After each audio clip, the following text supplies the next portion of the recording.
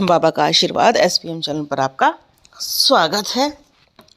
हनुमान जी की अर्जी बहुत सारे व्यक्ति बांधते हैं और आजकल YouTube पर बहुत तरीके बताए जाते हैं कि आप घर बैठे अर्जी लगा सकते हैं।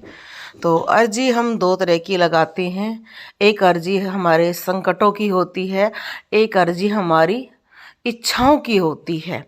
तो जब भी अगर आप संकट के लिए, अपने घर के संकट के लिए अर्जी बांधते हैं तो उसको बांधते वक्त आपने सदैव इस बात का ध्यान रखना है, उस अर्जी को बांधते वक्त आपने हनुमान चालीसा का पाठ करना है, या आपको हनुमान जी का कोई मंत्र आता है आप उसका भी पाठ कर सकते हैं।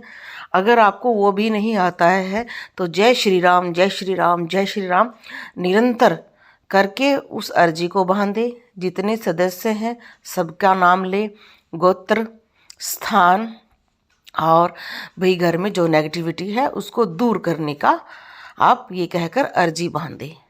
उस अर्जी को हम अपने मंदिर में रखते हैं। तो कोई भी अर्जी 41 दिन से ज़्यादा आपके घर में आप रखते हो। वैसे ये कहा जाता है कि 41 दिन से के बीच में ही उस अर्जी को आप किसी मंदिर में चढ़ा कर आओ। बहुत सारे व्यक्ति मैंने देखा है कि 41 दिन के बाद भी उस अर्जी को रखे रहते हैं, और कई व्यक्ति ये कहते हैं कि नहीं, हमने YouTube पर देखा था और YouTube में ये कहा गया कि आप अर्जी बांध के रख दो। तो देखो, ये हमारे दरबार में आई हुई एक अर्जी है। जिस अर्जी को खोल कर देखा तो देखो कैसे कहते हैं ना, संकट को बाबा पकड़ते हैं। क्योंकि आप सभी जानते हैं कि हमारा जो दरबार है वो मेहंदीपुर बालाजी की कृपा से ही लगाया जाता है। इसलिए मेहंदीपुर बालाजी को भूतों का डॉक्टर कहा जाता है। वहाँ पर कहा जाता है कि जितनी भी नेगेटिविटी है वो बहुत जल्दी दूर होती है। तो वहाँ पर स्पेशल बहुत सारे लोग जाते हैं, तो अपनी अर्जी भी बांध कर लेकर जाते हैं।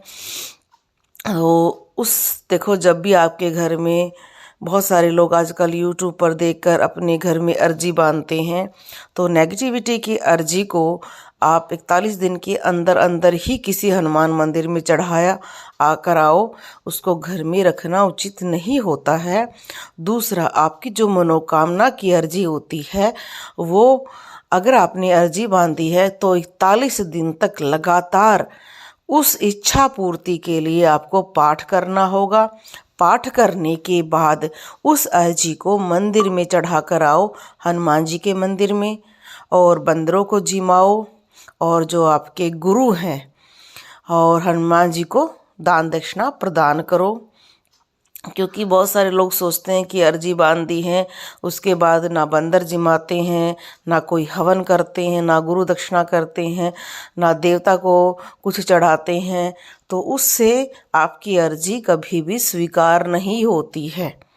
बहुत सारे लोग सोचते हैं हमारी मनोकामना पूरी होगी तभी हम बंदर जिमाएंगे, तभी अपने गुरु को कोई भेंट देंगे, तभी हम हनुमान जी को भी लड्डू चढ़ाएंगे। ऐसा नहीं है। अगर आपने अर्जी लगाई है तो अर्जी का अर्थ यही होता है कि वो अर्जी आपकी स्वीकार हो जाए। और आपने कोई भी कार्य किया है, 41 दिन तक पाठ किया है, पूजा किया है, तो आपने ही जब अधूरा छोड़ दिया है तो आप उस चीज़ को कैसे स्वीकार करोगे।